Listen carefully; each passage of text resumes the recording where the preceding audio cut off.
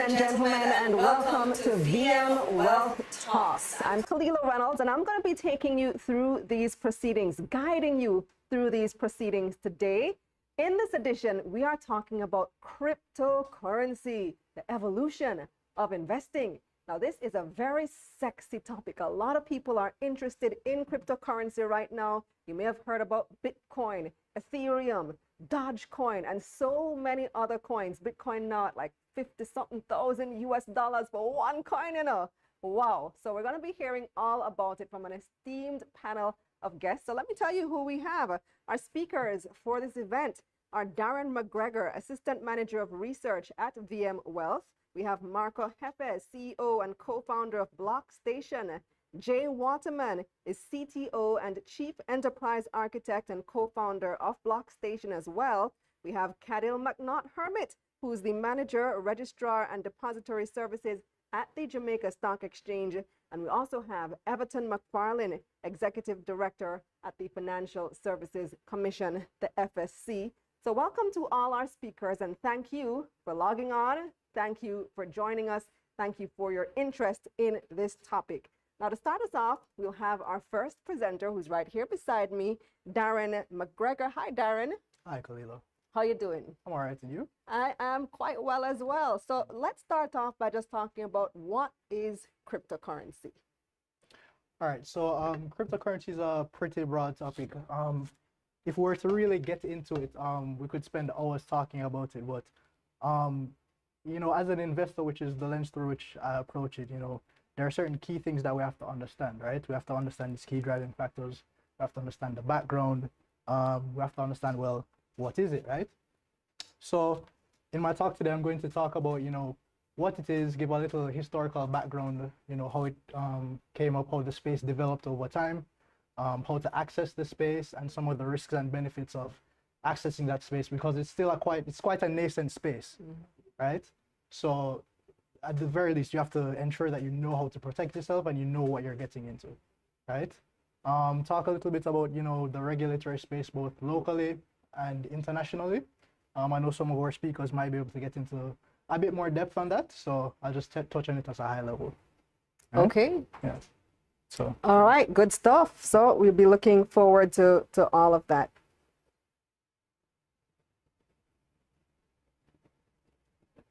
So why is cryptocurrency an area to watch?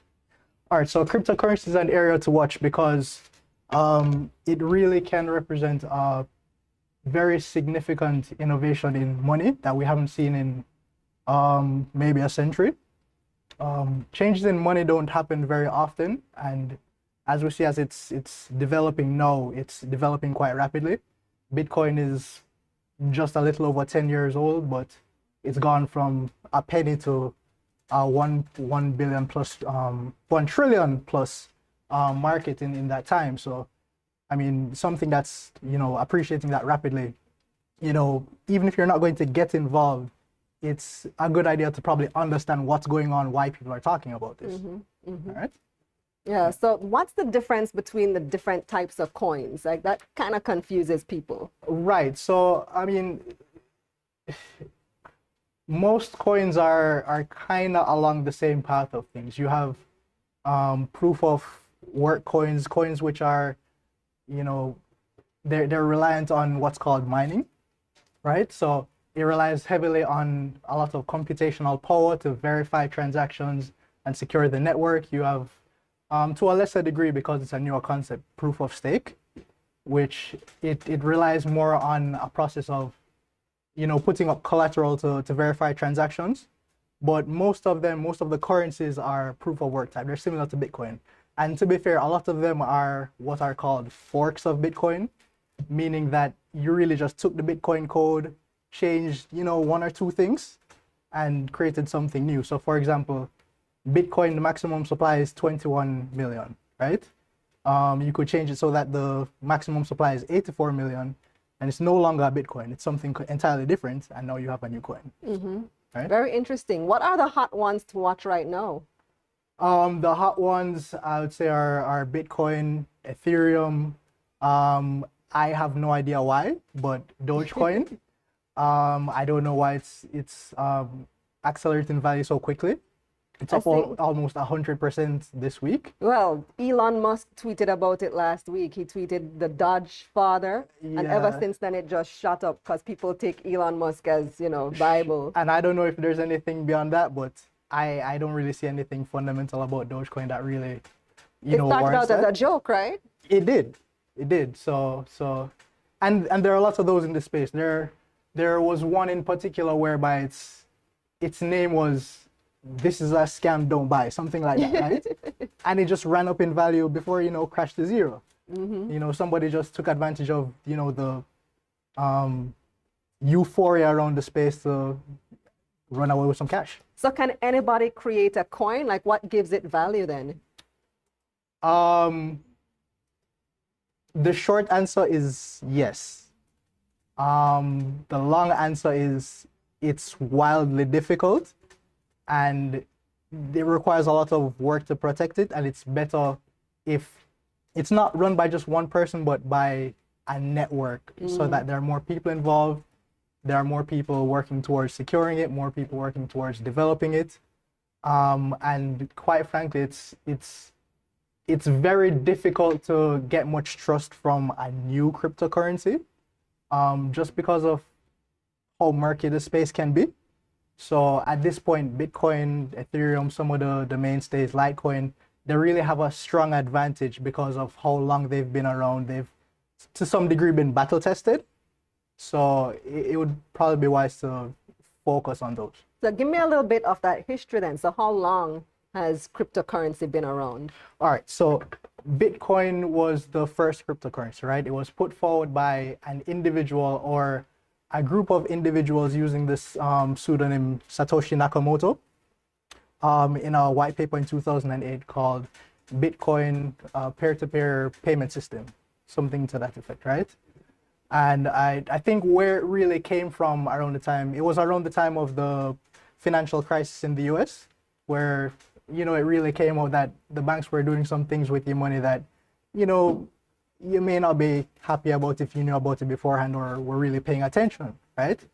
And persons have this counterparty exposure to the bank. If the bank loses, you might lose your deposit in the bank, right? So it kind of begged the question, do I really need a third party to, if I'm paying you, Kalila, do I need a third party to be involved in that transaction? How can I do that without a third party? How can I custody my own assets, right? And that's some of the thinking that went into, let's try and see if we can build this thing, right? So as a digital asset, we've had digital assets for decades now, but what kind of prevented it from getting into the money space is that you had to find a way to prevent double spending, right? So what I mean by that is if you think about an email, I can send you an email and you can copy it and send it to a number of persons, right? But cryptocurrency has really solved that problem because each in this case, each Bitcoin, right? The transaction has to be verified by the network. It's cryptographically secured. Each Bitcoin is fungible. It's the same. Each Bitcoin, one Bitcoin is the same as another, right? But it cannot be copied just like that, right? There's a fixed supply. There's a fixed mechanism for which is being transferred, and you cannot transfer it outside of that protocol. Okay. So 2008 to 2021, Bitcoin has been around for about 13 years. Why is it that it just suddenly took off last year? That's an interesting question. I too sometimes wonder why, because, I mean, if you think about when it was at $300 and it went up to $5,000, right? That's a pretty meteoric rise, right? And I guess there was some attention that came out of that, but it's kind of And weird. that was when? Huh? That was when? This would have been years ago. Yeah. And it's funny. It's Not that long, because I remember in 2016, which is when I was first, my awareness was first really raised about Bitcoin, it was at $700. right. 25 years ago. Right. So and the space is moving so fast. It's like if you watch a video a year or two ago about Bitcoin and stuff, they're talking about less than 10,000 prices, and now we're at 57,000, right? And I guess because it's rising at such a meteoric pace, there are all these people on Twitter who are talking about, oh, we're going to have, $100,000 parties in 2020 because we think Bitcoin is going to get to 100,000. And now it's really getting up there and look like it has the potential to get to that level, right? There's a lot of mainstream attention that it's getting right now. You have large banks that are looking at it. You have Morgan Stanley recently that announced that they're going to look at offering it to their high net worth clients, and that's been a space that's been quite against it for a while, and it's understandable because their business is one where risk is really important, and I guess after 2008, they're a bit more skittish in how they approach risk. Yeah, right. I think a lot of large banks, a lot of institutional investors aren't just looking at it, but are also invested in Right. Bitcoin. Right. So we were talking about this on my YouTube show just yesterday, and one of the points that was raised is that 30% of Bitcoin is now owned by banks. Yes. Within the past year. Yes. So you think that is one of the reasons there's been so much confidence that in the past 12 months and the price has skyrocketed? It's hard to say if it's that because it's such a widely distributed network. Different groups, different persons have different reasons. It might be, for example, in the case of Dogecoin, they saw somebody they look up to tweet about it. Maybe somebody in their personal life, they saw something, they see that the banks are adopting it, and there's that little word of mouth. It could be the pandemic too. The pandemic yes. effect. And because it was created in 2008 during the recession. Right. And we're now in another recessionary period. Correct. So, and I guess there's also that, aspect of it that's kind of similar to gold where some people are using it as a hedge against the broader economic climate. So that could be something as well. Okay, well, thank you so much, Darren. Let's take a look at our next set of presenters. And let me introduce our next set of presenters. And they may be considered as seasoned in the field of cryptocurrency. They've done a great deal of work in building out infrastructure to facilitate this kind of trading. And they've made great inroads to supporting local agencies such as the Jamaica Stock Exchange in getting ready to facilitate cryptocurrency. I know a lot of people are waiting on just that very day. So let me tell you who we have next. Marco Heves and Jay Waterman of BlockStation will be our next speakers. Marco is a serial entrepreneur and innovator who started his first company at the age of 19 and never looked back. His passion for blockchain technology and the transformative potential of tokenization for financial instruments led him to co-found BlockStation, a leading fintech that has developed the world's first end-to-end platform for compliant listing, trading, clearing, settlement, and custodianship solution of digital assets. Now, Marco works directly with all stakeholders in the securities trade ecosystem, including stock exchanges, depositories, regulators, and broker-dealers to enhance their operations, attract quality issuers, increase trading volumes, and bring more investment opportunities to the open market. And then we have Jay. So Jay's mastery is engineering tactical technology to evolve organizations out of legacy systems and processes in order to adopt flexible turnkey solutions. Jay commands the development of technology to create an environment for organizations to compete at a high level. Under his leadership, BlockStation's development team has successfully deployed its technology and suite of products to the stock exchanges, depositories, financial institutions, and regulators. So let's introduce Marco and Jay. Hello, thank you for the introduction. I just want to introduce myself again, Marco Heves. So Marco, let's start with you, Marco. Talk to us about your work in cryptocurrency. How is it changing the face of investing, and what does it mean for the investing public? Yes, absolutely. I mean, when you think about cryptocurrency, you really have to think about many other factors that come with it. What is it? Is there regulation around it? Are you able to hear me or not?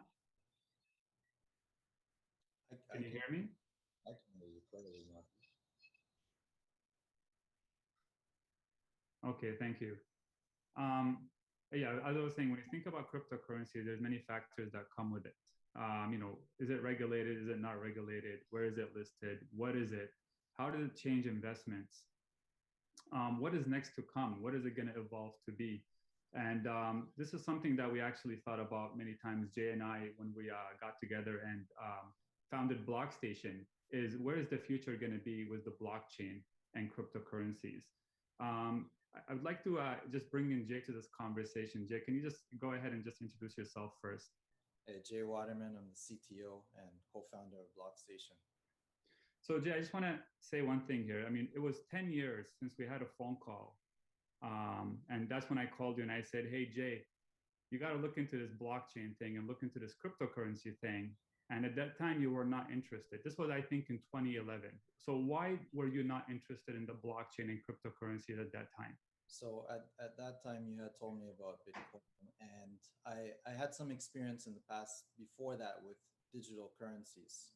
And this is from another business I was in the diamond industry.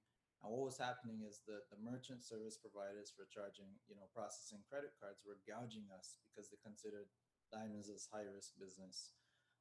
So we tried to use these digital currencies in order to, reduce some of the fees that we were exposed to. And what ended up happening with that specific digital currency is the company that ran it, their doors were kicked down by the FBI because apparently you're not supposed to create currencies. That's just like. And I remember that time that you said, I said, hey, you got to look at this cryptocurrency thing and the blockchain. This was in 2011. You said, no, thank you. I don't want to go to jail. And I said that, listen, don't worry, I'll come visit you if you do go to jail. But what I did at that time is I kept monitoring Bitcoin. Bitcoin in 2011 was, around like, let's say the $5 to $10. And the market cap was around $1 billion. And I kept monitoring Bitcoin all the way up to 2014 and saw a significant growth in Bitcoin going from, $1 billion to $20 billion. And then, that's when I called you again, because I know your background in software architecture, mastering ERP systems, etc. And I really wanted you to be by my side in terms of how we're going to dive into the blockchain and how we can take advantage of this new technology and really evolve it to be something great for the future. And when I called you in 2014 and you changed your mind about the blockchain, I think you took a deeper dive. So why is it that at that time you changed your mind in 2014 about the blockchain? So at that time, it was because as you said, I dove in a little bit deeper and I actually understood how the blockchain works. And when I understood how the blockchain worked, I understood that this is huge efficiencies which are going to transpire across so many different markets that is not going to be able to be stopped. So there's nobody going to be kicking down any doors per se. And the way that the blockchain works, if you could just imagine everybody who's watching this right now, let's say maybe about 200,000 people, all of you guys have a ledger, okay? And are keeping track of every single transaction that happens. So just imagine it's the bank, okay? And we all have a bank account at a specific bank. And Marco goes ahead and he does a deposit. I go ahead and I do a withdrawal. Everybody's going to record every single transaction that happens in sequence. And since we all are recording the transactions, every time something happens on that blockchain, we call it, we're going to go back and we're going to confirm every single step that happened before to make sure that we're all on the same page. And if somebody, says, hey, you know what, Bob did this transaction, but the other 190,000 people are saying, no, that Bob didn't do that transaction. Basically, that person's ledger is going to be ignored, and that person, in fact, is going to be penalized. And this is how the blockchain makes sure that the system is immutable, makes sure that the ledger is transparent, secure, and essentially, this is why every single central bank today, every stock exchange is trying to figure out how can they implement the blockchain in their business. That's right. And if you're looking at, let's talk a little bit about Bitcoin here, because Bitcoin, I call it the king of cryptocurrencies because it's the first digital asset that demonstrated how the blockchain can be utilized in terms of how you can transmit value from one party to another, how efficient it is, how fast it is, uncorruptible it is. And when you think about all these different type of businesses that are involved in record keeping mechanism, right? And not just using it for Bitcoin, but using it for real estate, using it for tokenizing other aspects of ownership to other different types. It could be art, could be music. It's, you know, really it's endless limits, right? To what you can do with the blockchain. So let's take a little bit push forward to ICOs. Let's talk a little bit about ICOs. You know, if we're looking at 2017, we have the ICO boom, right? Everyone was looking about ICOs, talking about ICOs. There was like in 2017, I think 5.6 billion. Yeah, my numbers are correct. 5.6 billion raised with ICOs in 2017. In 2018, around $7 billion raised via ICOs. What was it so special about ICOs that allowed these companies to raise capital so efficiently and so fast? All right. So first of all, ICO stands for Initial Coin Offering. And this became very popular back in 2016, 17, where people were taking the blockchain protocol and utilizing that technology to create their own coin. It's kind of like, I'm going to call it similar to creating a share of your company, right?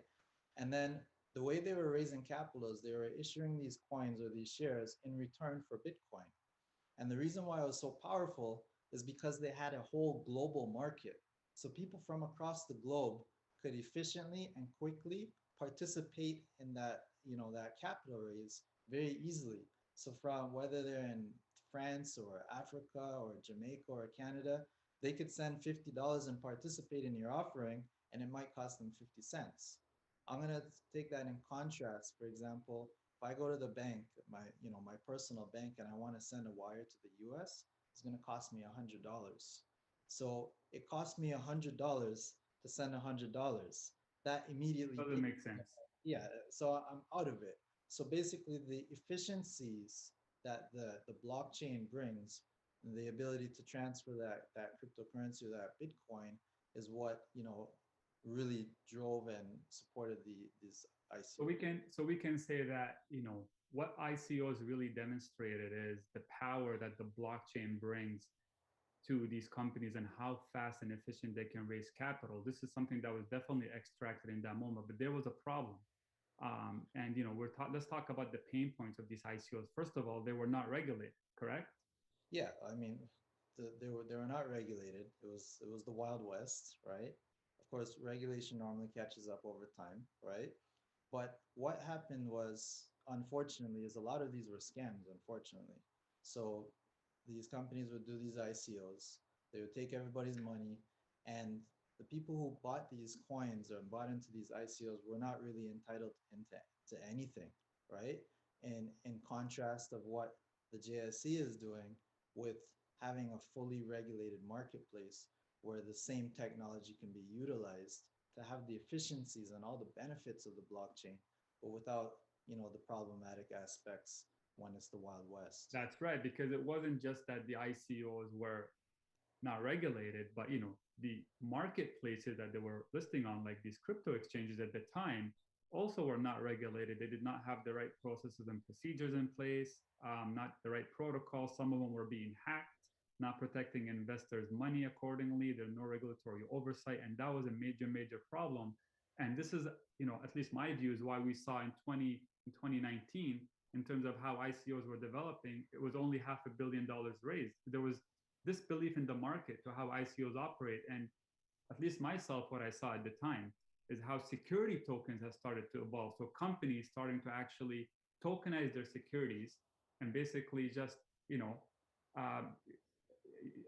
conduct all their business and, you know, corporate actions through the blockchain. So you can say that a security token is pretty much almost like a cryptocurrency, but wrapped with the regulation of the security. Yeah, so like, I mean, back in 2014, 15, after we realized, you know, what the power of this blockchain is, we also understood that this is going to be what the new securities are going to live on. Like we understood that. That's why we started building the ecosystem for that specific purpose. So, you know, if a company wants to issue their securities and raise capital, they can do so by creating, I would call it a smart contract or a token or a coin on the stock exchange, and issue these in a compliant way, right? And raise the capital in a compliant way, utilizing all of that technology. Excellent. You know what? I want to actually take a step back a little bit because I do remember, like when we founded BlockStation, we sat down, we said, "Hey, we're gonna utilize this, cutting edge technology, the blockchain, and bring it forward to, capital markets." And I remember the pain points that we had. Myself, also the founder of BlockStation, going, like for example, raising capital was not a walk in the park. So if you're an issuer out there and you're listening to this, we understand the pain of raising capital when you're going through and you want to access the right investors. Is it the right investor? You got family and friends, you got angels and all that. And so what is it? What do you see that JDApp or the blockchain is? How is it going to facilitate this for issuers coming in? Yeah, so I mean, there's a number of difficulties. So I remember like when we first went to go do our first capital raise, we were trying to raise about $1 million, $5 million It was 5 million at the time. And we wanted to go get the paperwork prepared from our lawyers, and the cost was in the range of $30,000 to $50,000 for the paperwork, plus. And they were asking us for all the information to create the paperwork, right? So one of the things that we did on the platform, we call it the SLAP, Smart Listing Accelerator Platform, and basically we have all the predefined clauses like ready for the issuers to utilize to create the disclosure, and it's dynamic. So when the issuer goes and fills out their application about their company, how many shares are issued and outstanding, and all the different information about their company and the capital raising, how it's going to be used, all this information dynamically is created into their disclosure, into their prospectus. And I don't know if you recall, like one time we were doing our disclosure documentation, it was taking some time. We did a small raise in between, right? And we had to change everything in the disclosure documents at the time. Yeah, it was a big headache. I remember I wasn't sure if I thought the lawyers were gaming us a little bit, because it was like, hey, we just changed this one number is changed, and it's like, oh, that's another 40 hours of work because we got to change all of this.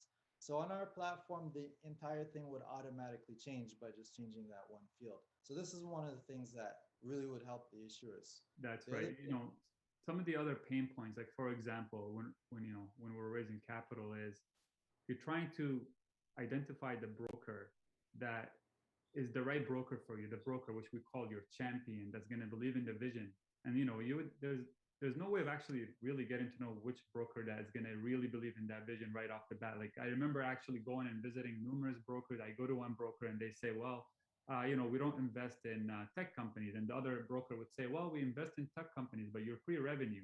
Oh, we invest in, tech companies, but you have to be making over $1 million, even if you're making revenue. So how is this platform that's utilizing the blockchain or these electronic processes, how would it actually help these issuers go through that process? For the broker and for the issuer, not just for the issuer, right? Because the brokers require that too. They want to also focus on the right issuers that within their guidelines. Yeah, I mean, I think you got to think of it like a matchmaking, right? You got to have the brokers have their investors, and those investors sometimes have a specific profile of what they're looking to invest in, right? And then you've got the issuer, the company that's trying to raise the capital. They have a specific profile. They're at a specific point in time. So they have to be matched appropriately. So what's powerful about the platform is that when the company goes and enters all their information, and they have that disclosure ready, their lawyers have gone through it, or started going through it, they can do what we call initiate the offering, right? And when they initiate it, it opens it up so that the brokers can see. So for example, VM could go in, look at the different offerings that are there from the issuers and say, you know what, this one fits our criteria. They can actually see right away and actually filter only the ones that fit and match their criteria.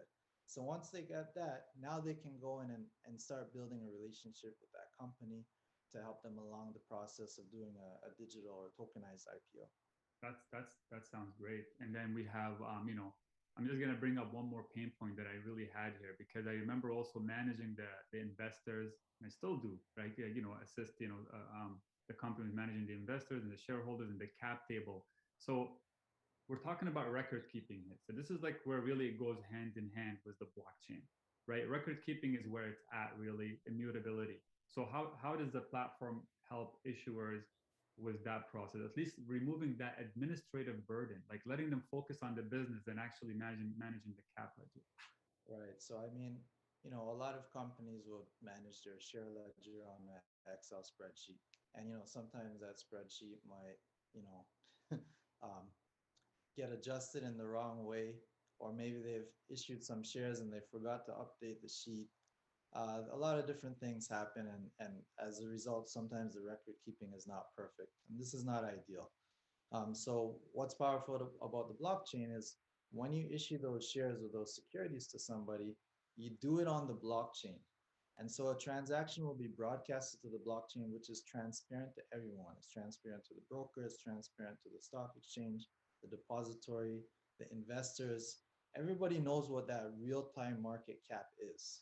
I remember I was talking to one of the stock exchanges here in Canada, and they said that I would be surprised at the amount of times that a company, for example, in Canada, has issued some shares without notifying the stock exchange, right? And so the market cap is not reflected accurately sometimes, in real time in that kind of a circumstance, right? So what will happen on the blockchain is once those shares are issued, it's in real time, right? So it's again just the efficiency and the accuracy, as well as nobody can accidentally change it. Everything is very tight. Excellent. So, I mean, I think we're running out of time here, but I wanna bring up one more topic here and talk about what's next. We talk about the past, talking about the present. Let's talk about the future. But especially we got all these entrepreneurs right now. That people are listening to us. All right, so we've been having some technical challenges hearing Jay and Marco. We're going to try to sort that out in just a few. But Darren, what they were talking about was, basically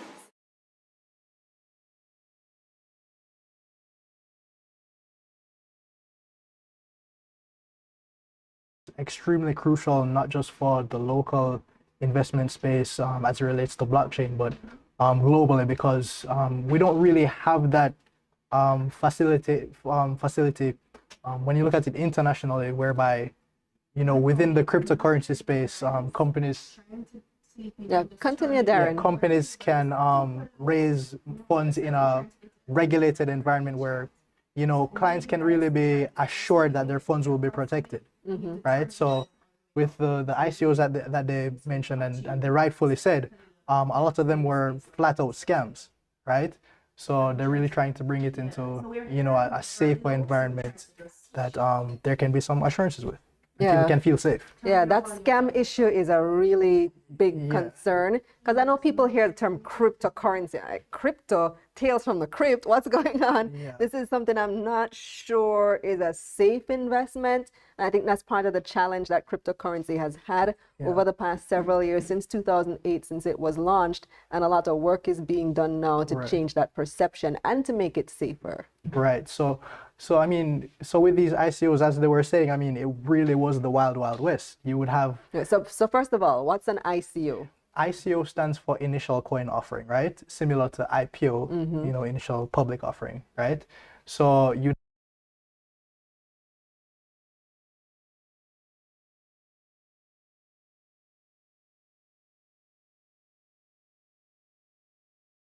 white people, giving some information on what they want to do, and just solicit funds from anywhere in the world, right? Now, this wasn't anything necessarily approved by SEC in the US, UK regulators, local regulators, or any government, right?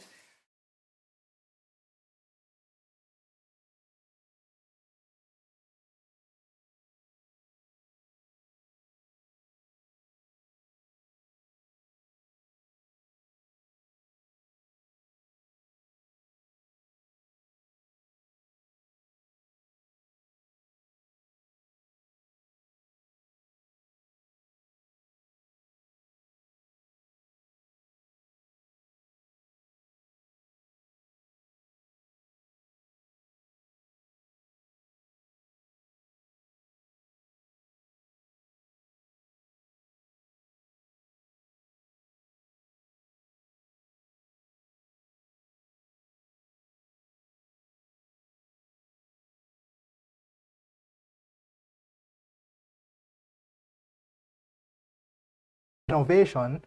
They're just trying to bring it into a cleaner space. Yeah, makes sense. All right. Well, I think we've sorted out the issue now with Marco and Jay. So let's get back to them.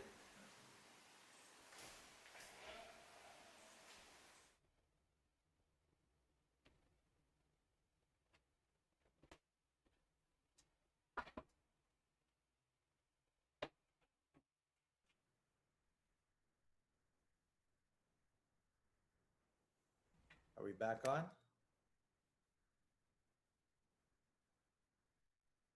Yeah, you're on mute, Marco. Still muted. How about now? Can you hear me now? Yes. Okay, excellent. So, apologies to all the audience for the technical difficulty that we're having. We're just gonna pick up where we left off. And what I was talking to Jay about is the ICO. Actually, we're talking about the pain points that a lot of issuers would encounter when they're raising capital, and how the blockchain can really facilitate capital raises. How it can facilitate, how the platform, the BlockStation platform, can allow the issuers to identify the right brokers for them when they're raising capital, as well as how the blockchain can really facilitate how they can manage their share ledger and so on. And what I was going to get right into is, for you entrepreneurs out there, the issuers out there, to know what's coming next. We talked about the past, the blockchain, how it was developed. We talked about cryptocurrencies and ICOs. What is next? What is the next big thing that we're going to see? So Jay, I would like you to just, what's your projection? What's your prediction for the next big thing? Well, it's easy to predict. The next big thing is the JSE going live, and you're going to have a flood of different companies. Because of the efficiencies, you're going to see a flood of companies. Internationally, we're going to be listing on the Jamaica Stock Exchange, right? We have Victoria Mutual, who's going to be helping a lot of these issuers to go through and set up their capital raise.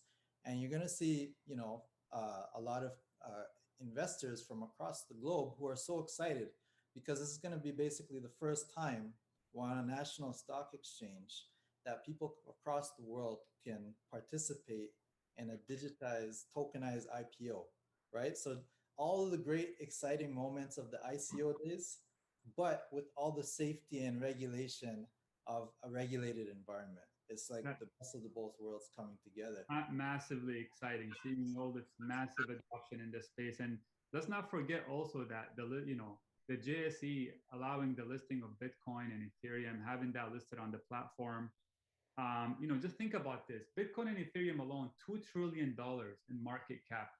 I think surpassing that right now. These investors that, are holding Bitcoin and Ethereum, or they're trading it, they're looking for attractive, new investments, right? They're looking for all these different exciting investments, whether it's on the JSE or another stock exchange. So the ability for the JSE to go first here and launch this product, allowing these companies to do a tokenized IPO, and at the same time, having Bitcoin and Ethereum listed on the JSE is going to drive in, at least my prediction, in my view, drive in a lot of liquidity and really facilitate the capital raises for these issuers.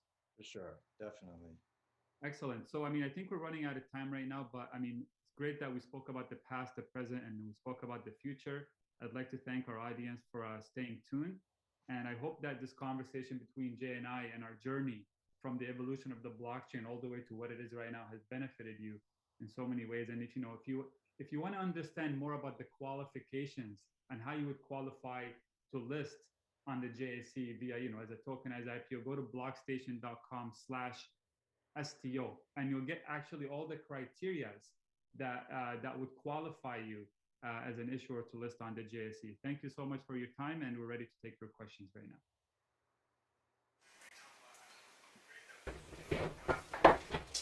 So we're actually going to be taking questions at the end of the presentation. So when all the other presenters have made their points and made their presentations, then we will take the questions. But very good presentation from Marco and Jay. Darren, did I hear them right? This will be the first time that funds are being raised in this way in the world?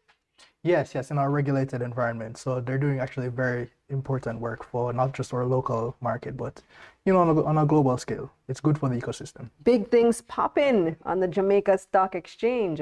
Well, somebody who knows a little bit about that is our next presenter, and that person is joining us from the Jamaica Stock Exchange, which is the forerunner in our local market and actively working towards facilitating trading in cryptocurrency. This innovation has placed Jamaica ahead much of the Caribbean, and now I'm hearing ahead much of the world as well. So we're eager to hear about the work being done by the FSC, the regulator, the Financial Services Commission. Our guest is Cadil McNaught Hermit. She's the manager of the Registrar and Depository Services Unit at the Jamaica Central Securities Depository Limited. That's the JCSD, which is a subsidiary of the JSE, the Jamaica Stock Exchange. Her responsibilities include providing registrar, transfer, and capital distribution services to her issuer clients, which also includes paying dividends to shareholders. In addition, she's also responsible for the custody and settlement of securities that are listed on the JSE. She's been working in the financial services industry for over 18 years. So let's welcome Cadil McNaught Hermit. Hi, Cadil. Hi, Kalila. Thank you very much. Thanks for having me on this forum. And today I'm going to be talking about the JSE's digital asset platform, or the JSE's digital asset market.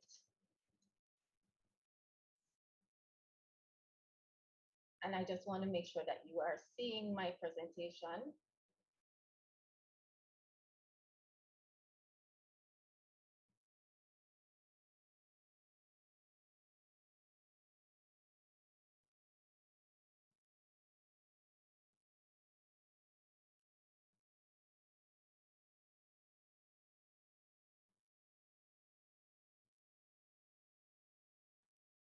Can you just confirm that you are seeing my presentation, please?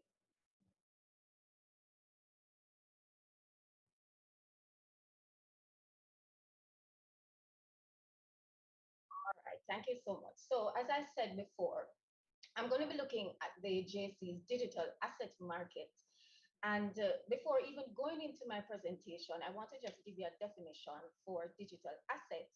And a digital asset is a cryptographical secured digital representation of a set of rights provided on a digital platform issued or created for commercial exploitation or reward, and which are exchanged and traded or cleared on a digital securities platform. That's a lot, but basically we know the different types of digital assets. You're so familiar with the digital currencies. We have been speaking about them since this forum started. So you have Bitcoin, you have Ethereum, and there are others. There are security tokens as another type of digital asset. And that's really virtual tokens that have features and characteristics of a security, such as a share. And then there are other types of digital assets, such as derivatives and collective investment funds of digital assets. Now, I want to point out that for the JSE's digital asset market, we will be focusing on, or it will be based on the use of blockchain technology, because not all digital assets trade using the blockchain technology. So the introduction by the JSE will be based on the use of blockchain technology, which centers around the decentralization of the ledger. And as assets are moved, they are moved directly from seller to buyer, and this mitigates many risks, such as interruption of transfer, and it decreases the likelihood of any fraud. Now, why did JSE choose to have a digital asset market, or why are we looking to launch a digital asset market? Technological innovation is transforming the financial services industry. And so the JSE is not going to be left behind. We are embracing this innovation to meet broker dealer and investor demand to trade digital assets. We also see this as an opportunity to improve those opportunities for raising capital, especially for small and medium-sized companies. And of course, it will unlock the transformative potential of digital assets across global markets and commerce. Many exchanges worldwide, they have been entering the space and they have been saying, listen, we have an interest in supporting digital assets on the platform. And those you've heard this from Gibraltar Stock Exchange, you've heard this from Malta Stock Exchange, Toronto Stock Exchange, NASDAQ. And so JSE is not going to be left behind. And we are ensuring that we take digital assets mainstream in Jamaica, leveraging our trusted regulatory efficiency. Now, let's take a little look at the JSE's approach to the digital assets. What we are providing is a turnkey solution that utilizes the blockchain to enhance trade life cycle and methods of operations while maintaining high regulatory and compliance standards for which we are known. The solution that we're offering, and Jay and Marcus spoke to it earlier, it is really a comprehensive solution. It will have a regulator, it will allow for regulatory oversight for a safe, efficient, and transparent marketplace. There will be features to list, features to trade and settle digital assets, as well as providing business continuity. And of course, in keeping with security, there will be audit trails, which provides tracking mechanism for all transactions. We partnered with BlockStation, and we have been in partnership with them since 2017 in creating this market, because we want to provide an end-to-end compliant platform. And I will speak a little bit more about this later in my presentation. And we definitely intend to launch this product in 2021.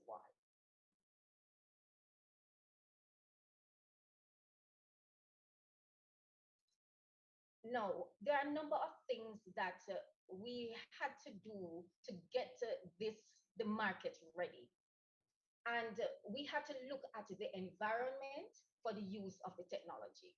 So one of the things that we did, and we started this process from 2017, we started to end. And in my next slide, I will go a little bit more in the stakeholders. But what we did, we created a steering committee, and the steering committee included brokers, regulators, and other stakeholders. And there were certain things that were key to success. And those included development of the rules, the JSE rules, and getting a no objection letter from the FSC. Our rules will really mimic the current JSE rules, because we are trading assets. So we have mimicked the JSE trading rules, and we have made decisions as it relates to settlement time frame. So one of the things that we'll be doing in our regular markets, we have a T+2 settlement cycle, but on the digital asset market, we'll be having a T+1 settlement cycle. We have amended current broker and participant procedures and agreements, and also the brokers will have to be registered with the FSC, because where with the other markets, the brokers, as long as they are a licensed financial service advisor or a licensed dealer, and they are a licensed member dealer as well, they are able to trade. But with the digital asset market, there is an additional layer where they have to be registered to trade on the digital asset market. Now, let's look at the stakeholders in a little bit more detail. So I just spoke to the member dealers who will have to be registered with the FSC to trade in digital assets. But there's also the Companies Office of Jamaica. And we know that when you are taking a security to market, you'll have to register those securities with the Companies Office of Jamaica. So that will still be a requirement. It says securities and assets. So for all assets, you will have to register with the Companies Office of Jamaica. And then there's the Financial Services Commission. And the Financial Services Commission, again, you'll have to register the securities and get the necessary approvals. We have to have a settlement bank to facilitate the settlement of fiat. There will be issuers, of course, who will be issuing the securities. They will be raising capital, and Marco and Jay spoke to that in their presentations with the offering of digital assets. And of course, most importantly, we have the investors who will be investing in the digital asset market. And we have BlockStation. Now let's look a little bit on BlockStation. Why did we choose BlockStation? Of course, BlockStation is one of the few fintech companies that offers an end-to-end compliant platform which mimics the traditional trade cycle ecosystem. At the same time, they utilize the power of the blockchain. And remember, earlier in my presentation, I said that was very important for us. So they utilize the power of the blockchain to enhance operations while improving transparency, all within a regulatory framework. And that was key to us because, you know, we are key about transparency. We are key about just ensuring efficiency. And so that was very important to us.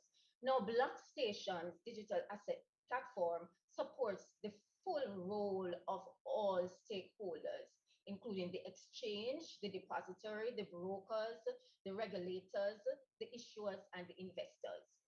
If we had chosen any other provider, then we would have needed to integrate many solutions so that we would be able to provide this kind of a product. And that would cause a continuity risk if we were to have to integrate with, you know, all these different solutions. It could cause a number of risks. So there could be continuity risk. Of course, there's uncertainty of the responsible party when issues occur. There's an expense to it, and it may have implications for integration in terms of time and implementation. So choosing BlockStation, though these were very key for us in choosing BlockStation. We also looked at creating an environment for the use of the technology. So we looked at risk mitigation strategies, we looked at technology, and we looked at operations. I know that once people hear digital assets, they start thinking about security. So that was something that we looked at in great detail. And further in my presentation, I will take you through the security features that we have. Another key risk mitigation strategy was AML and KYC. We had to ensure that the same amount of visibility that the regulators have or regulator watchdogs have now, they will still have over the digital asset market platform and the market in general. So in creating this environment, we had to make sure that these two, RMOD and the FSC, were given full view of the market. We had to look at settlement risk mitigation. So we have implemented those strategies to ensure that there is little or to reduce any settlement risk that we might have. And of course, there's that opportunity for continuous review and continuous improvement. There were some challenges as well that we have to work through and have been working through and still have to. So we have to get full acceptance. We have to look at the measurements, evaluations. How do you value digital assets and the ratings on balance sheets? And of course, there's the issue of taxation. So I'm now going to go into the ecosystem for the digital asset market. Now, I said earlier that it's a end-to-end platform that BlockStation has provided, and we have adopted. So the JSE's digital asset market platform is really a full house. We have an issuer compliant listing platform. What does that mean? It enables our issuers or prospective issuers to input their data and tokenize their security. So they can do that from the platform. It allows for a simple click-through prospectus filing. And after that process is complete, then submission to the JSE and the FSC for their approvals. There's a stock exchange admin portal. And this is really a flexible user interface which the JSE will use to manage brokers and to monitor market activity. There's an order matching system.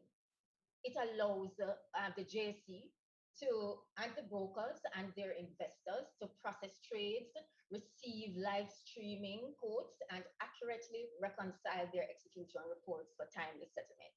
So these are the same things that we have in our traditional market. And I keep saying that what we try to do is to ensure that pretty much the same features that you have in the regular market, in the regular stock market, is the same kind of thing that you'll be seeing in the digital asset market, but more enhanced using the blockchain. So there's also a custodian admin portal, and that's used by the depository. And that is really an end-to-end solution for the secure clearing and settlement of digital assets. There's a broker admin portal. The broker portal enables the FSC registered member dealers, and I keep stressing that, the ability to manage their traders as well as the process of raising capital. There's a trader portal, and of course, the brokers will be using that trader portal to manage their investors and their activities. There's an investor portal, and I know the investors will be very happy for this because the investor is provided with this portal to trade digital assets. And also not only to trade digital assets, but also the whole process of registering for an account with their broker. There's an integrated KYC solution. The platform enables the broker to conduct customer due diligence on their investors, as well as AML background checks. And I'm going to do a slide on that shortly. So let's look at a diagram of the ecosystem. What you'll see the investors who are buying and selling, and you see the broker dealer. So that doesn't change. The investor will still go through the broker dealer. You see the stock exchange in the middle, and there's the market maker. And you see the JCSD there. So the trading takes place on the platform.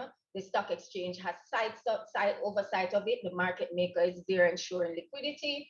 And the JCSD depository is there for settlement and signing of the raw transactions. And clearing and settlement includes, it's a little bit more engaging than what we are used to, but all of this is for the security, and this is really just how the blockchain works. But it makes it so much more secure.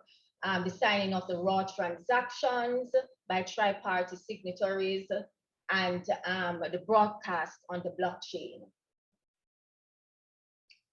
I've been saying security, security, security. So let's talk a little bit more and delve into what are the security features that this digital asset platform will have. We have a comprehensive risk management principle and protocol that is embedded in the platform that will mitigate risk of theft, loss, cybersecurity, and collusion. So what we have is a platform that is impossible to hack using simple logic because we have offline keys. The digital assets are stored in the digital assets are in 100% cold storage and private keys that never go online. So if it's not online, it cannot be hacked. And that is one of the things that make this platform so secure, because we use 100% cold storage and private keys, which never go online.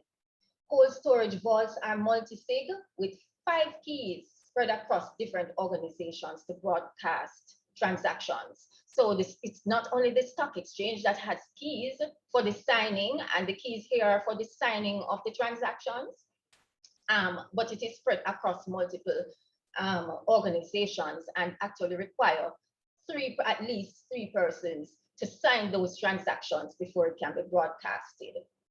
There are multiple layers of authentication and authorization, and we have 100% insurance on the digital asset vault.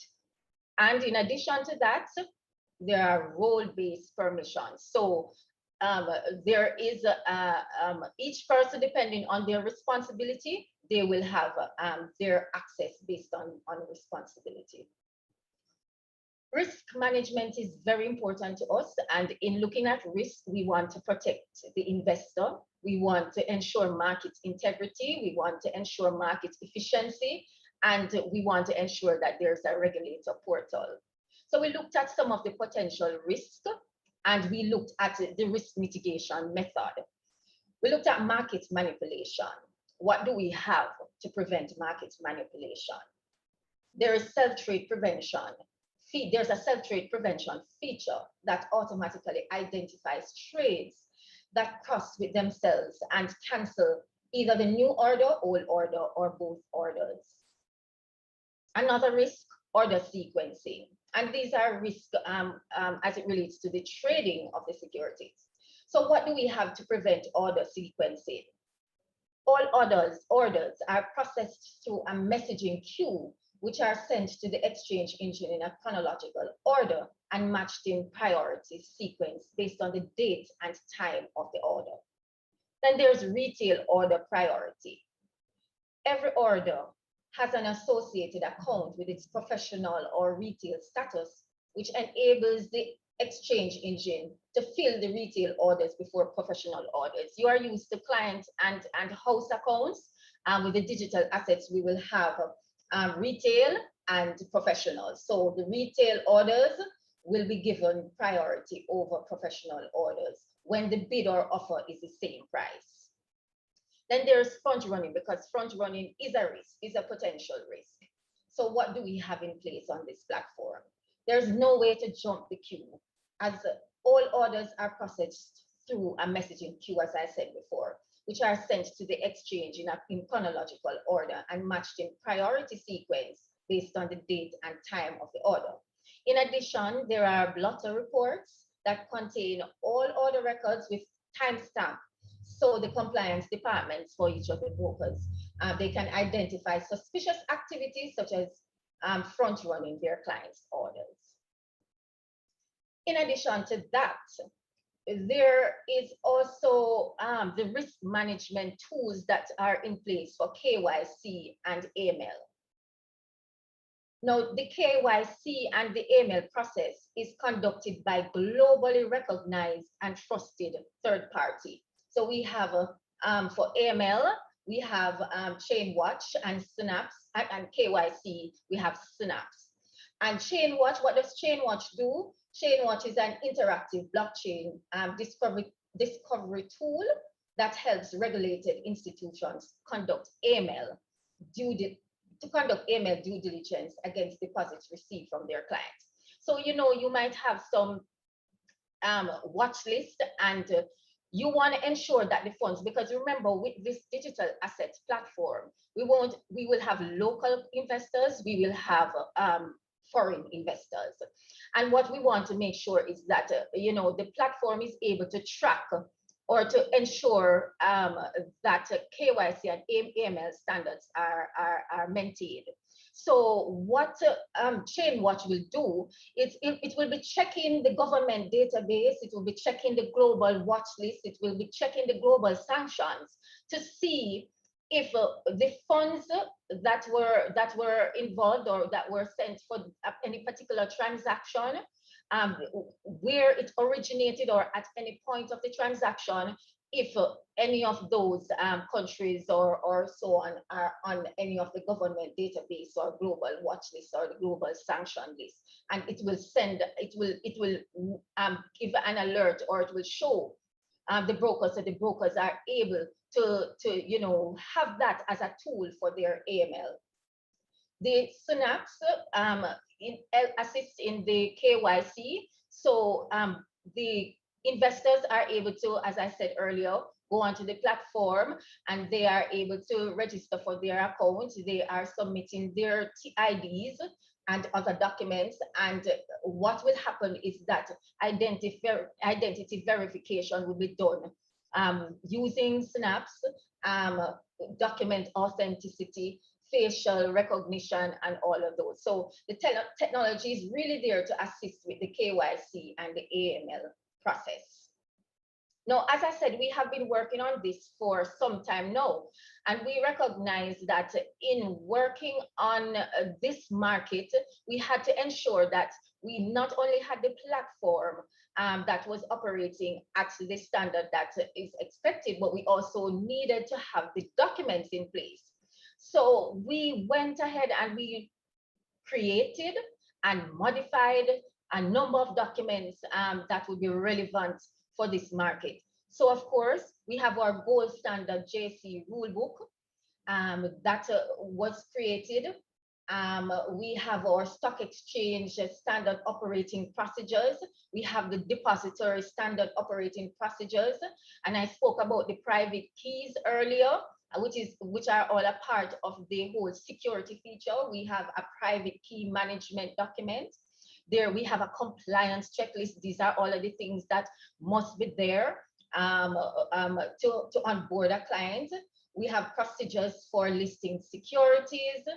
We have a JC market maker rules, which say, you know, who can be a market ruler, which company can be a market ruler, and so on.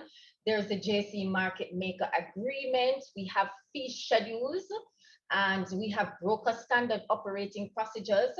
There's a digital asset investment account on board checklist.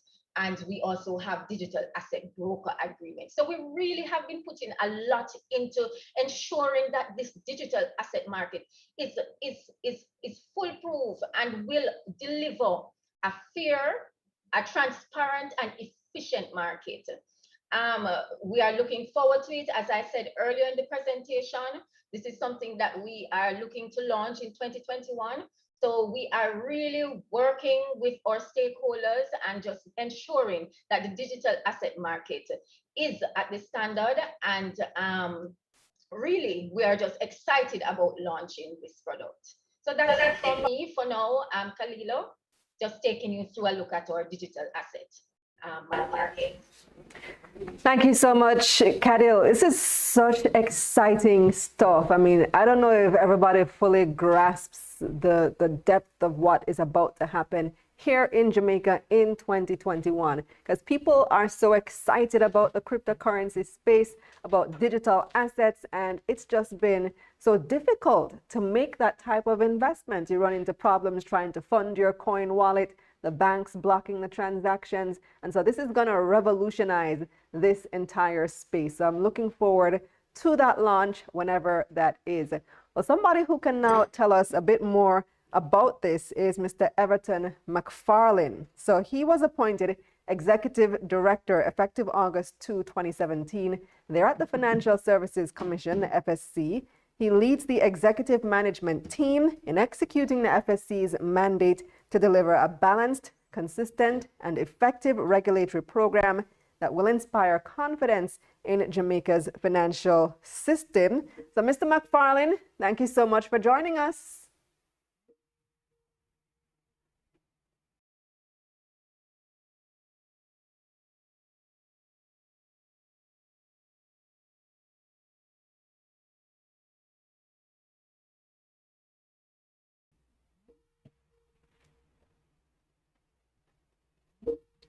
Just say something for me, please. Let's see. Thank you.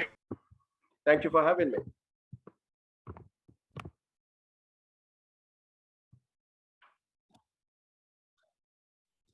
In the cryptocurrency space. For some reason, I'm not hearing you. Am I ready to start? Yes, I can.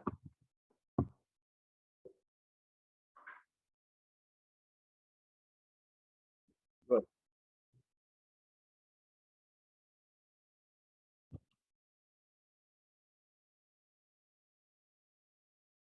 Well, our involvement, I wouldn't say began, but certainly was intensified as part of the process by which the Jamaica Stock Exchange came to develop its digital asset trading platform.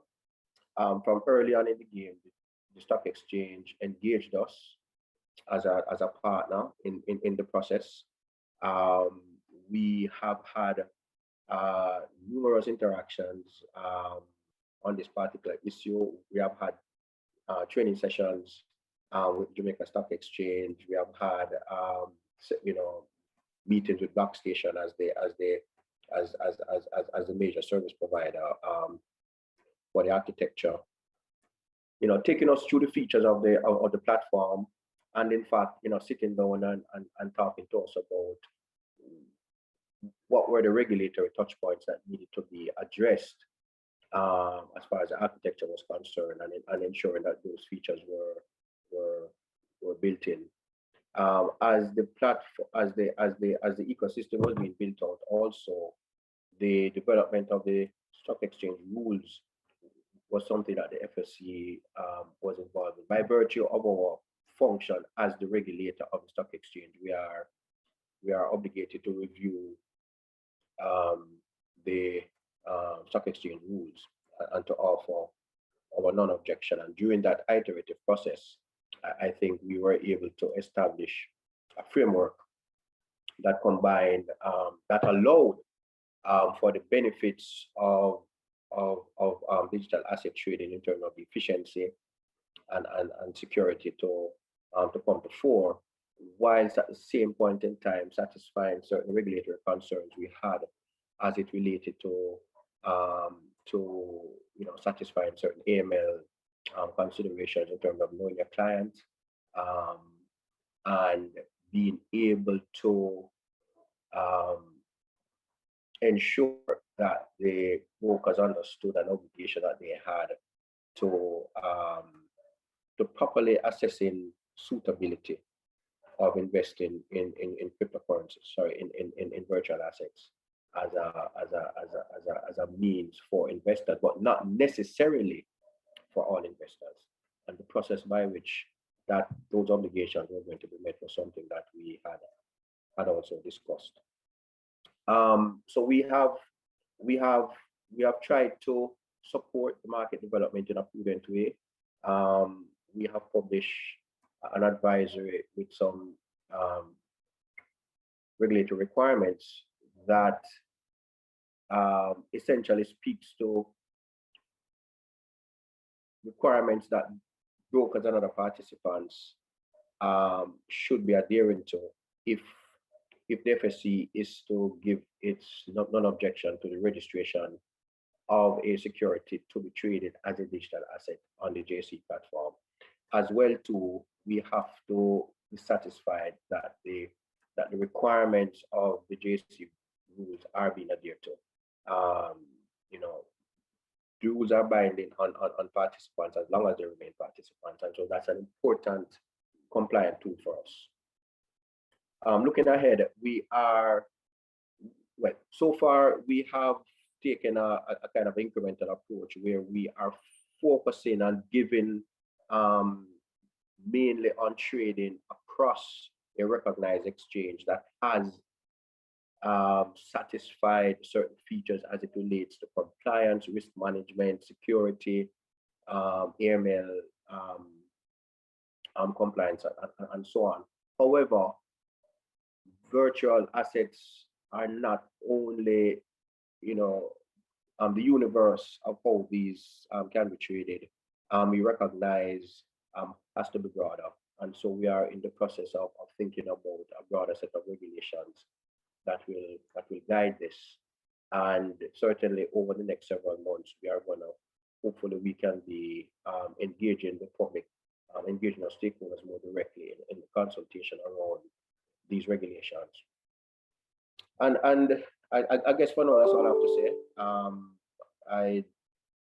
So some of these matters are addressed in the presentation that I have. And so I'm just pleased to be able to have this opportunity to share with you and your guests.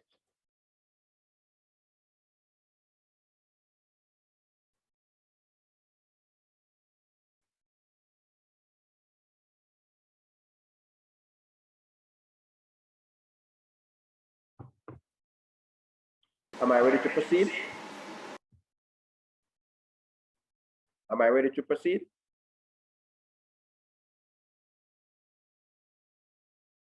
Okay, and is my presentation queued up?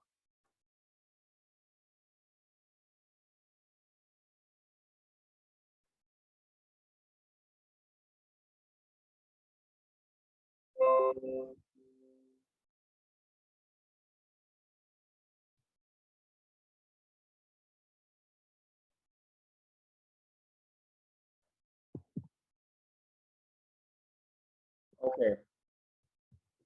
So, so just very quickly, you know, as previous presenters have noted, you know, by way of background, uh, you know, financial technology has really brought about a paradigm shift in the way that investment takes place. And whilst investors have been acquainted with various means of electronic payments, you know, bank transfers, credit and debit cards, e-money, um, crypto asset investment is emerging as kind of a one of a kind addition to the entire digital transaction experience, primarily because of the way that it combines efficiency with security as well as global access. And according to Statista.com, the cumulative market capitalization of crypto assets trading grew approximately 300% in 2020 to something over 758 billion US. So that's evidence that, you know, globally there are increasing number of persons who are taking advantage of opportunities to invest and trade in crypto assets, and brokers and trading platforms around the world are, you know, entering this arena to take advantage of the opportunities that exist, and to ensure that there is a more structured environment that can facilitate persons who are interested in buying and selling crypto assets and tokens. However, there are at least two fundamental impediments to stock exchanges worldwide.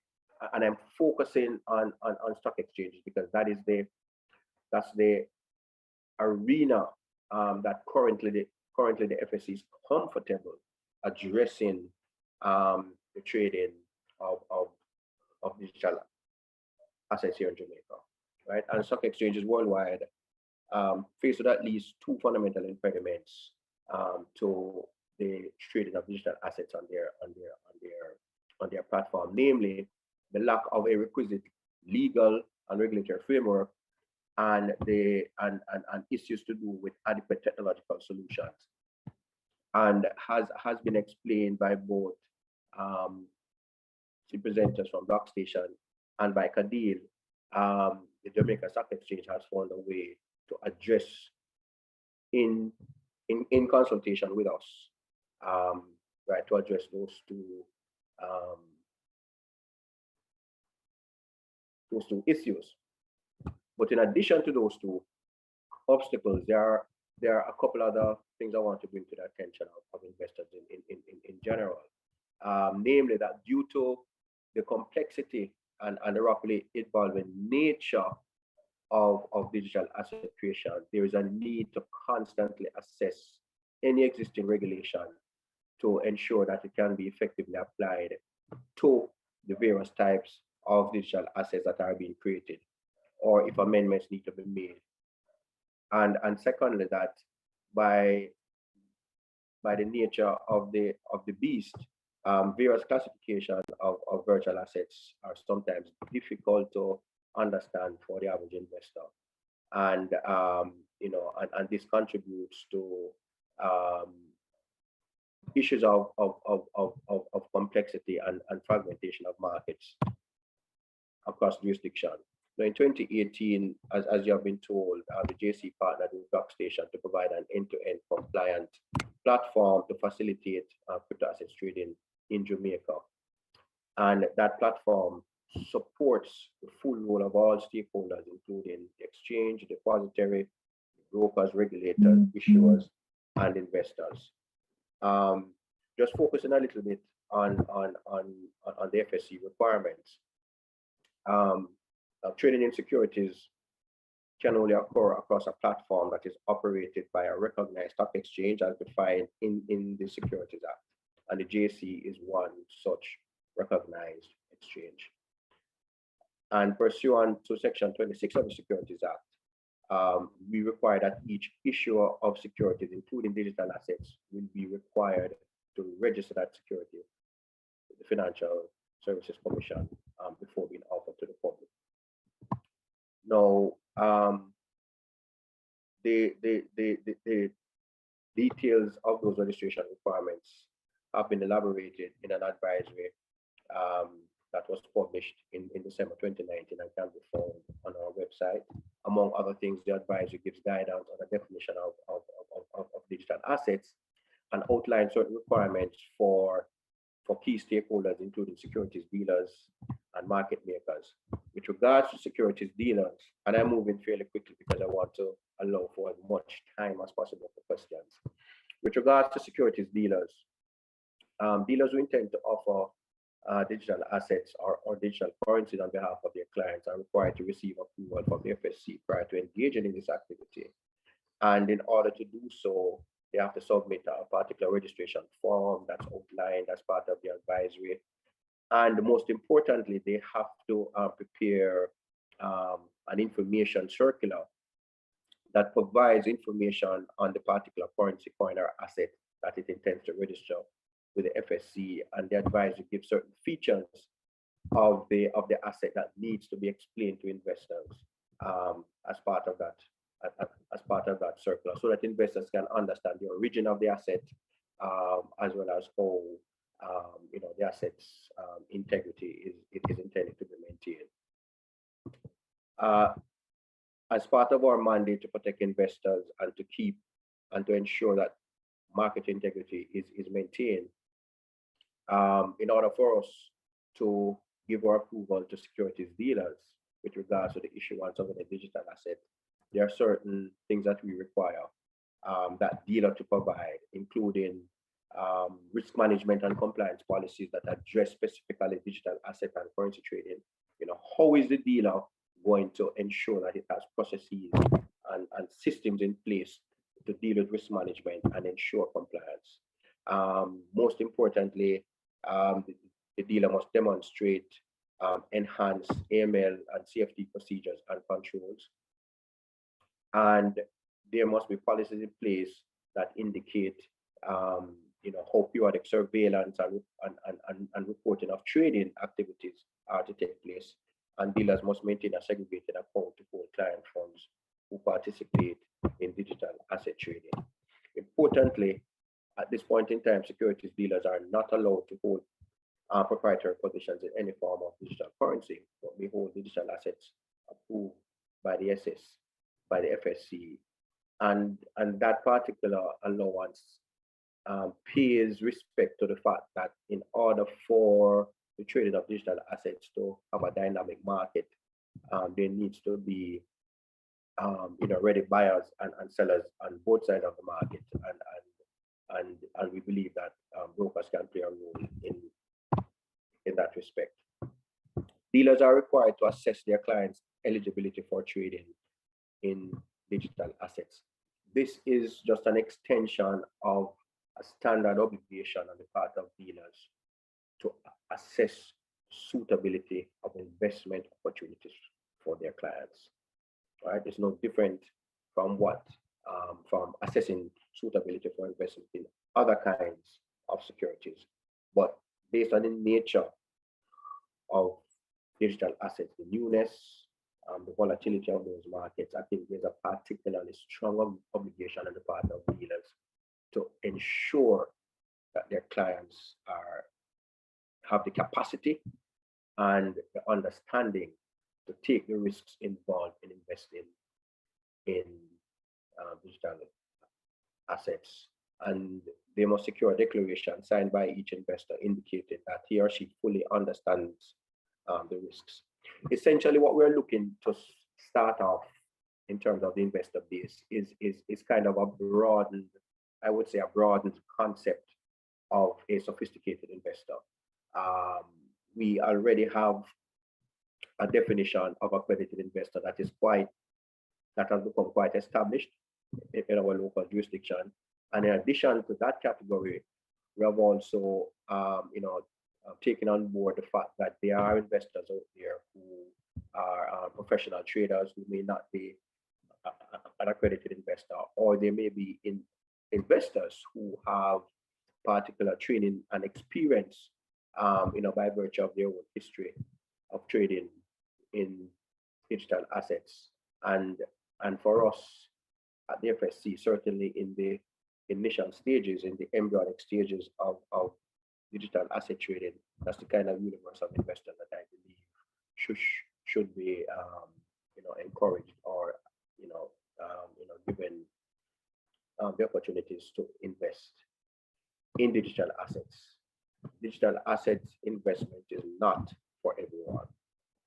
And there is a responsibility on the part of each individual investor to very carefully consider their capacity and their appetite for taking on the risks involved here. We also make provision in our advisory for oversight of what are called market makers. So market makers are service providers who are contracted to provide liquidity, very important, to provide liquidity to the market and to establish quotes for bid-ask prices for exchange listed assets, including virtual assets.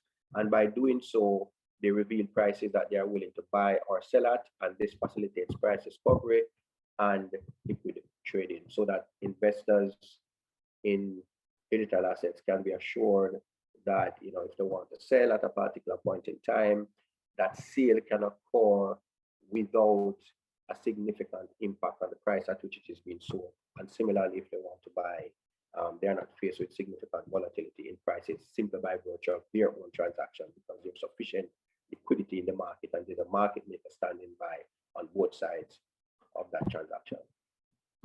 Market makers are required to register with the FSC by submitting the following: an executed Jamaica Stock Exchange market maker application and the required documents that are to make that process valid, a copy of the executed Jamaica Stock Exchange market maker agreement, and confirmation approval by the Jamaica Stock Exchange. We also require market makers to have letters of good standing from a home regulator if the home regulator is not the FSC. And of course, the FSC will conduct fit and proper assessments of owners, directors, and senior officers of the market makers in line with our general regulatory responsibilities.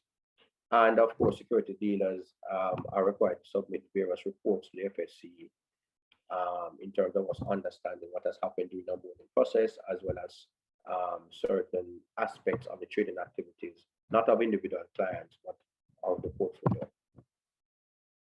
Finally, I just want to point out that that the framework that we have established by virtue of the 2019 advice is not the be-all and end-all. We may and we intend to issue and publish additional legislative changes which shall be binding on digital asset service providers. And these changes will have additional requirements or may have additional requirements and conditions, and may further clarify requirements for any segment of the market. I just want to close by just reiterating that it is incumbent on financial institutions and on dealers to equip their client advisors with the proper training in relation to crypto assets, so that those advisors can provide the necessary guidance to the investors. And finally, I just want to emphasize that virtual assets, like any other security, confidence, I should say, in virtual assets, like any other securities, underpinned, amongst other things, by regulatory clarity and the robustness of the systems that are in place to govern the trading of that security that ensures safety and security. And I believe that the work that has been done by the Jamaica Stock Exchange over the last 3 years, in consultation and discussion with a wide range of stakeholders, the dealer community, with service providers such as BlockStation, and with the regulator such as the FSC, has achieved a combination of safety and security. And as a result, there is no investment, there is no investment or a system that is ever, 100% safe from operational risks. But certainly, I believe the ecosystem in place by the JSE is as strong as any other around the world. It's world class. And with that, I just want to say thank you and look forward to your questions. Everton, so I know that we've given you a whole lot of information here today, and I know that you are ready to ask your questions. So let me just set the stage for that. Let me lay out sort of the ground rules for how you can ask your questions. And our team, of course, is ready to answer those questions. Just place them in the chat and indicate if you have a particular presenter that you would like to answer that question. Now, if we cannot cover your question in this session, we will note and respond via email or via our social channels. So what you should do is ensure that your contact is available to us. So you can send via DM or you can also email and the team will respond. So our first question actually goes out to you, Everton McFarlane. I think you would be the appropriate person to answer this one. Will cryptocurrency gains be taxed at the same rate as capital gains? Do you know?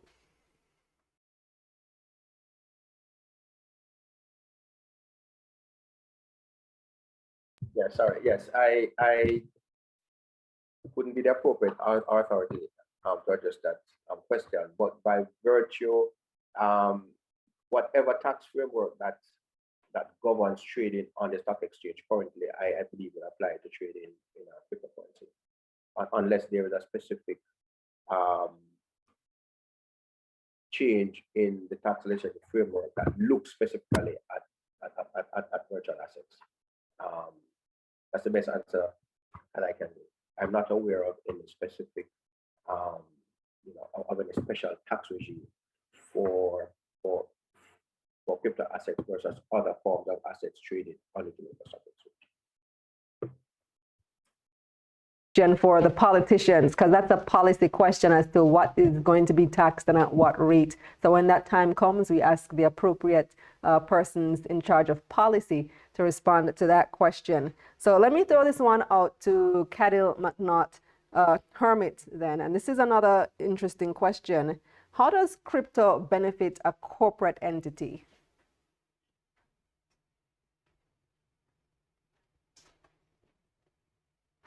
Are you muted? I am on. Okay. So, all right, can you just repeat that question, please, Kalila? Yes. How does cryptocurrency benefit a corporate entity? How does cryptocurrency benefit a corporate entity? In terms of, it would be based on the trading of the cryptocurrency or the benefits that come with the trading of the cryptocurrency. Because if you were to say digital assets, if you were to widen it now and say how digital assets would benefit the company, would benefit a company, well, they could, of course, issue a token and to raise capital. So that would be the way that a company would benefit. If they want to raise capital, they can issue a token, a digital asset, backed by a security to raise capital. But in terms of the digital currency now, the benefits that you derive would basically be from whatever benefits you get from trading it. To add something to that, Darren? I can. So I agree with what she says as far as the benefits from, the ease of raising capital and all of that. That's definitely something that can be revolutionary for our market. As it relates to a direct investment, how a company can benefit. So this is not really something that, is going to be a part of the run-of-the-mill liquidity operation of most companies, even companies that are involved in investment. I would say that for a company involved in investment, if you have what's called a surplus portfolio, this might be something that, you can look at for that side of your portfolio, something that, a portion of your portfolio that you're looking at things like venture capital investment, higher risk type of investments, because again, this is still a fairly early stage development. It's a high risk in investment. So it wouldn't be something that I would recommend as part of the run-of-the-mill investments at that level. Let me bring Jay and Marco back in. Kind of an easy question, or maybe not so easy. I don't know. It depends on where you are. So from here in Jamaica, I don't know. Can you purchase goods and services with cryptocurrency? Either one of you can take that.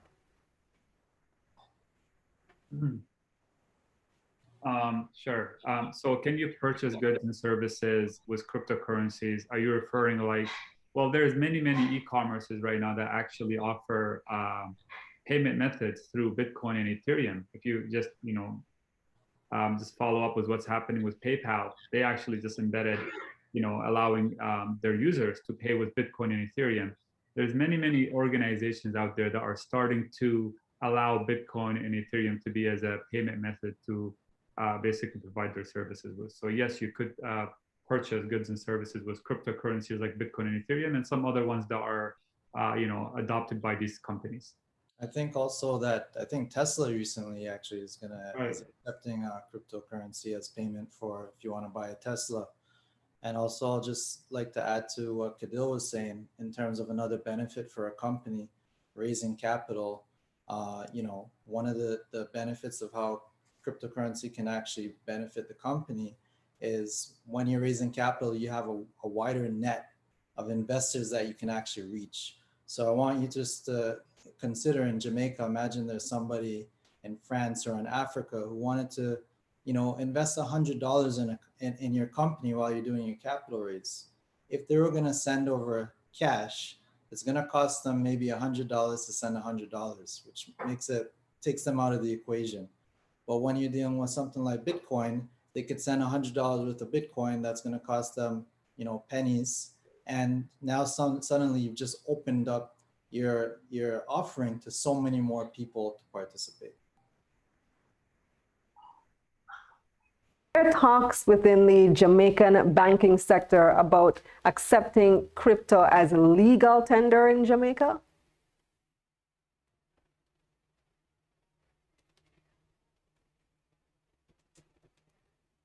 You're muted, Everton.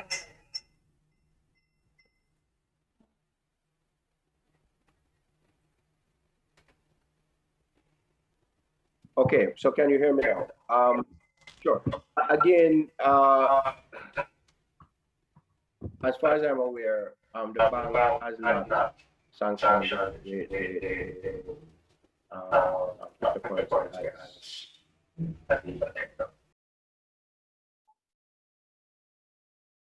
in Jamaica. I think you're breaking up a little bit. Kadil, are you able to offer any insight on that? Are there talks about accepting cryptocurrency as legal tender? I would want to address that question certainly with my colleagues at the bank, rather than trying to speak on their behalf. I don't think it would be appropriate for me to kind of pronounce on that. Okay, fair enough, fair enough. All right, so the questions are coming in fast and furious. We have a lot of questions for you guys. Can or will this currency be used like a debit card? I think maybe you want to jump in on that one, Darren? Like, how is it different from using a debit card?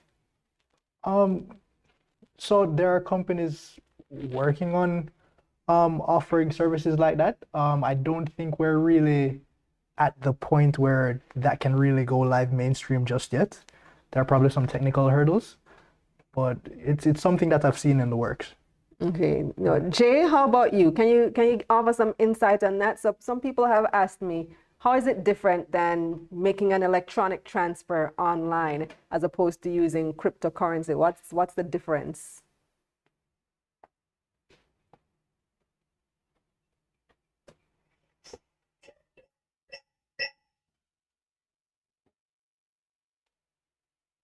Jay, can you take that one? Saying how is it different? Yes, so how is using cryptocurrency to execute a transaction different from doing a funds transfer online, or say using your debit card, which is also an electronic transaction? Are you talking about to participate in an offering, for example, on the Jamaica Stock Exchange? Or using cryptocurrency to buy goods and services, How is that different from me using my debit card? Okay, great question. So basically what would happen is you would have to do a transfer from your cryptocurrency account. So let's say, for example, you opened up a trading account at VM and you had some cryptocurrency inside of there. And then there was a vendor who accepted, let's say, Bitcoin as a payment method. What you could do is you could process a withdrawal transaction. You would get a specific address from the vendor. They would give you an address specifically for you. And you would go to VM and you would put that inside of the user interface in the platform, and you would request them to do a withdrawal, okay? And what that's gonna do is it's gonna send those amount of coins over to the vendor in order to process your payment. So the process is a little bit different. There's also people that have wallets on their phones or manage their own wallets. Well, most people don't like to kind of manage the private keys, and they would rather utilize the traditional financial institutions to manage these type of digital assets. Jump in. Yeah, I think a major difference would be the time lag between the two. Whereas with a debit or credit card transaction, the transaction itself can happen instantly. With a transaction over, for example, Bitcoin, it would take a couple of minutes due to the on-chain settlement. However, the transaction would settle fully in 10 minutes, whereby on the back end with the credit card, it may settle at end of day or overnight or what have you. There are layer 2 solutions being worked on for Bitcoin and other cryptocurrencies, which are aimed at speeding up some of that transaction time, so that you can actually have, for want of a better term, instantaneous transactions that settle back to the chain. Mm-hmm.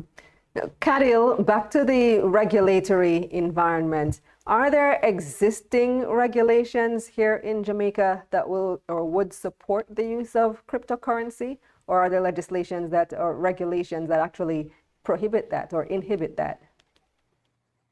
Well, embedded in the digital asset market rules that we have, we do have the facility, or it enables the trading of cryptocurrency, in particular Bitcoin and Ethereum.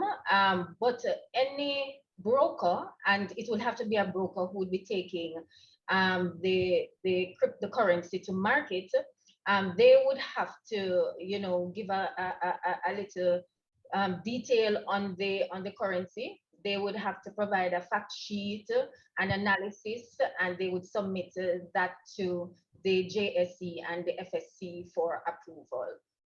So all the rules that we have drafted or that we're working on does include actually listing currencies on the market. So Marco and Jay, you guys are doing a lot of work with agencies here in Jamaica and helping to develop this system that's going to be launched soon. Can you tell us, are there any plans to deploy blockchain-based point-of-sale solutions like Pondix here?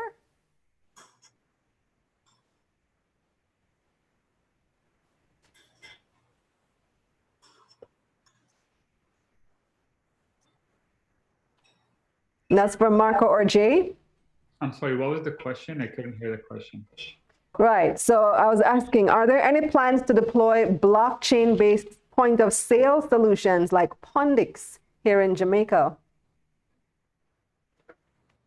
Go ahead, Jay. Yeah, a great question. So, I mean, we do have a partner company that has like a business solution for accounting and business management, as well as managing payments. So that is something that we feel would be beneficial to companies in the future. But that would be a little bit down the line. Mm-hmm. There's always ways to advance technology.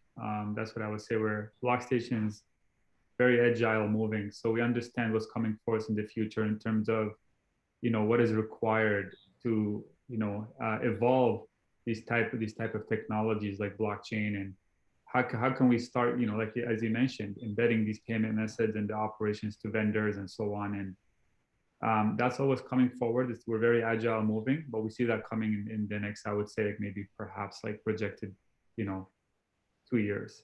This is my thought. Interesting. Well, we look out for that.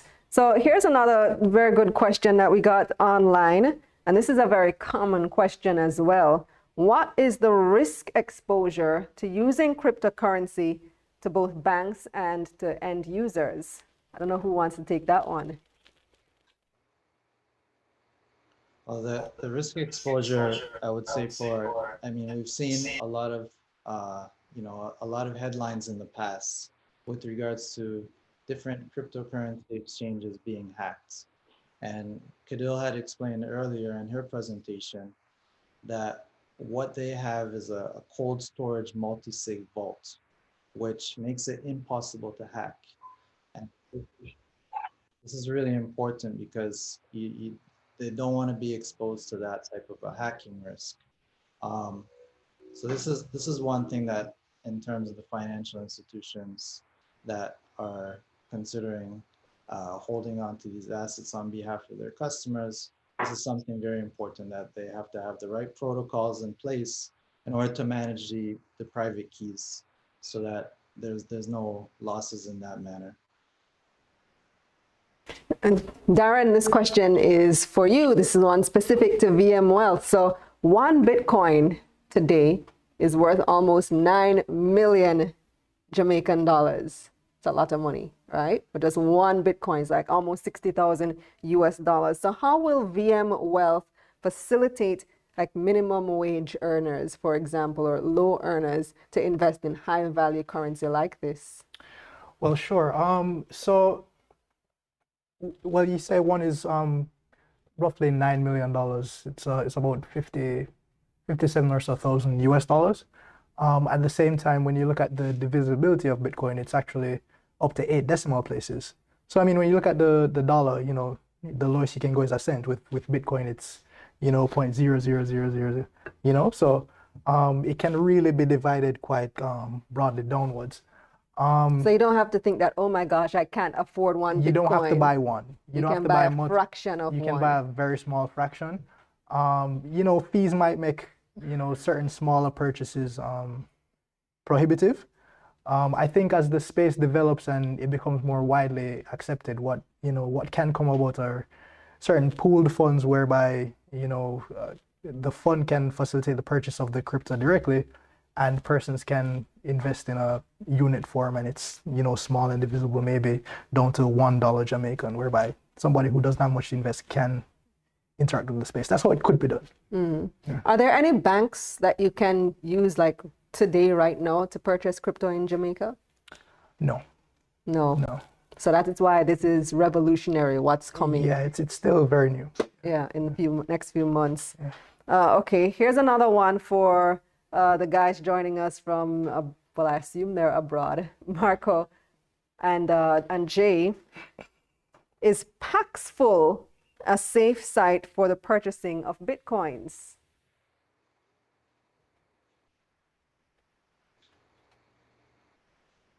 Paxful, you guys familiar with it? Yeah.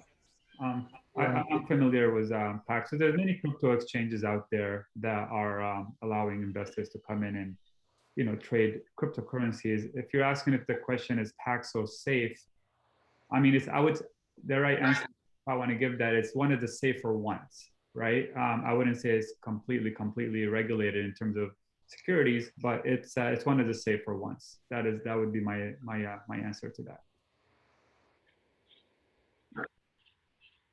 Now, can I use VMBS to buy cryptocurrency via Coinbase? Via Coinbase? That's the question. I mean, what you need to do is facilitate a transfer of funds to Coinbase. So as long as you can get the funds to Coinbase, you can use Coinbase. Yeah, so can you get the funds if you have a VMBS account? Are you able to make that transfer to Coinbase? Sure. I mean, once a wire transfer can be facilitated, sure. Yeah, because I know that some banks have been blocking the transactions when you try to take funds from your local account and deposit it into a wallet, a Bitcoin or cryptocurrency wallet. They block it. I'm not gonna say year on year because I don't know if we have that type of restriction, but Yeah. I don't know if that being explicitly Policy prohibited. here. Yeah. Okay. All right. Kadil, this one might be for you. Will the JSC only trade BTC, Bitcoin, and Ethereum?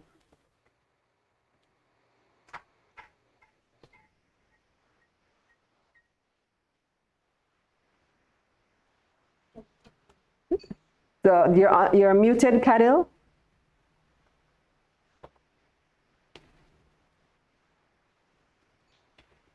Okay, all right. So I had actually alluded to the answer to that question earlier when I said that any cryptocurrency that a broker sees that they would want to trade on the digital asset market, what they would have to do is they would have to be the broker, the sponsor, the broker sponsor who actually brings it to the stock exchange by doing an analysis of the currency, the history, the fact sheets on the currency, and they would submit that for approval to the JSC and the FSC.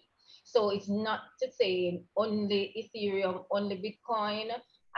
It would have to be dependent on approval by the JSC and the FSC. And even Bitcoin and Ethereum, that would have to be approved for listing on the exchange as well. Question 2. Will there be a walkthrough for people who would love to do this but still don't understand? Great question. I'm not sure who should take that one.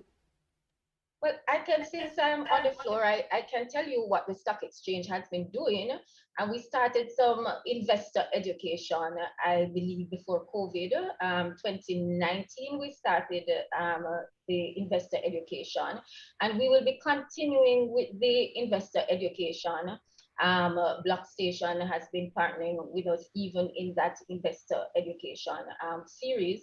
But in addition, the brokers who will be registered, they will also be a part of the whole campaign, and they will also have a responsibility to educate their investors as to what is being offered so that they can earlier, Everton spoke to sophisticated investors. So we would want to ensure that, the investors are sophisticated before they can and understand the market before they actually participate in the market. And that's how we're doing this type of forum too, right, Darren? Yeah, that was a very good question. Education is extremely important for something like this. It's indeed why we're doing something like this, and we'll continue to do things like this as the space evolves. And as she rightfully said, as service providers, we do have part of our responsibility is to provide that education to our clients. So on a more one-on-one basis, that's something that we will seek to do as well. Okay. I don't remember who alluded to this. It might have been Kadil. Somebody's asking, do you mind saying who this accredited dealer is in Jamaica?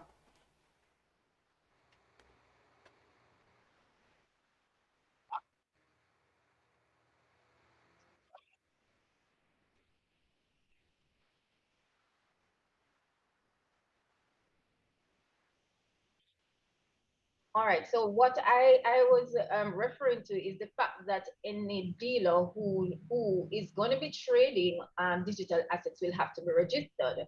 That is a process that there isn't a registered dealer as yet, but I know that there are dealers who are engaging in the process so that at the time we are ready for the launch of the market, we will have registered dealers, member dealers.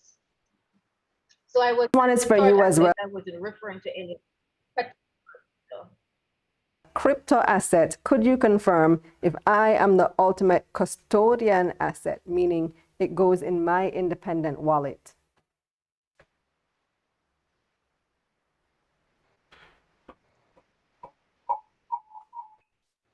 Jay, can you take that one? Yeah, definitely. So when you buy any kind of digital assets on the JSC, you're doing so through your broker dealer.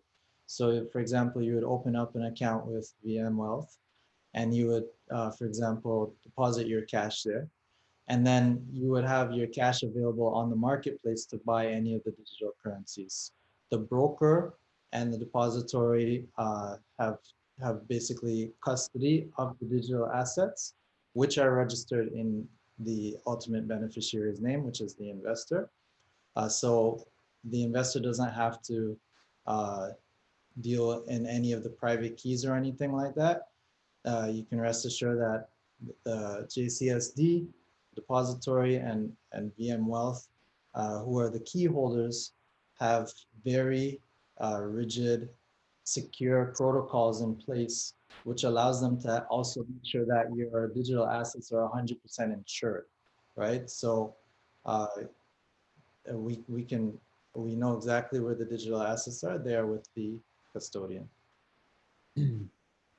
Another question to address to nobody in particular, but perhaps Darren, I guess, as with VM being the first that's going to be offering this type of service, will we plant any crypto ATM in Jamaica soon?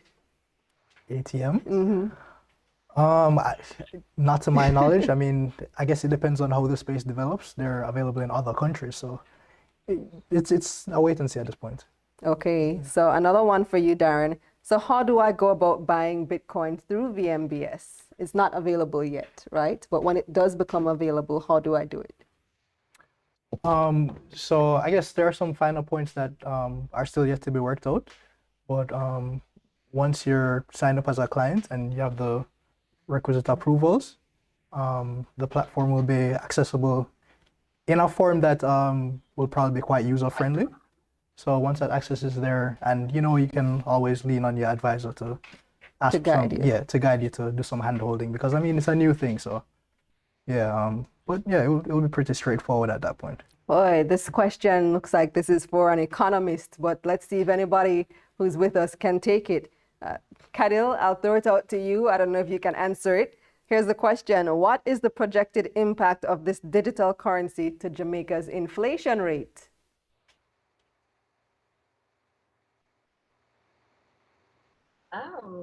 Well, I really would want Darren maybe to assist me there, since that's his line.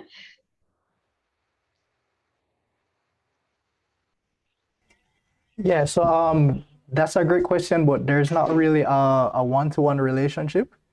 It really depends on the long-term flow of funds between here and overseas, and how it works in that way.